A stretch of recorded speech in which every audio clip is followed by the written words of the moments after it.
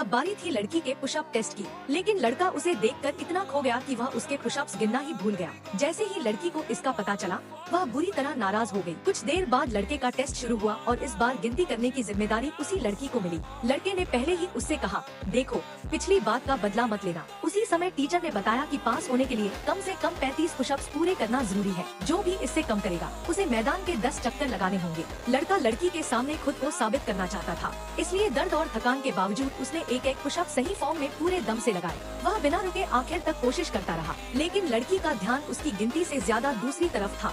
लड़के को पूरा यकीन था कि उसने जरूरत से ज्यादा पुशअप्स कर लिए हैं और वह आराम से पास हो जाएगा। फिर टीचर ने उसका नाम बुलाया। लड़का मुस्कुराते हुए आगे बढ़ा, लेकिन अगले ही पल टीचर ने कहा, तुम पूरी क्लास के इकलौते स्टूडेंट हो जो इस टेस्ट में फेल हुए हो। यह सुनते ही लड़का सन्न रह गया। उसे समझ ही नहीं आया कि आखिर ऐसा कैसे हो गया। पूरी क्लास उसे हैरानी से देखने लगी और सबको लगा कि वह सबसे कमजोर निकला। लड़के ने तुरंत अपनी गिनती के बारे में पूछा। लड़की ने शांत होकर जवाब दिया, तुमने सिर्फ 34 पुशअप्स किए थे। यह सुनकर लड़का एकदम चुप हो गया। उसके पास कहने के लिए कुछ भी नहीं बचा। नियम के मुताबिक उसे मैदान में जाकर पूरे 10 चक्कर लगाने पड़े और उसने हार न मानते हुए सभी चक्कर पूरे भी किए। वापस आने के बाद वह गुस्से में सीधे लड़की के पास गया और उसका रास्ता रोक लिया। लड़की ने पूछा, क्या बात है? लड़के ने नाराज होकर कहा, तुम्हारी वजह से मुझे सबके सामने शर्मिंदा होना पड़ा। क्या ऐसे गिनती की जाती है? लेकिन लड़की ने उसे पीछे हटाते हुए कहा, मैंने वही गिना जो मैंने देखा। तभी उसने महसूस किया कि लड़के की हालत कुछ ठीक नहीं लग रही।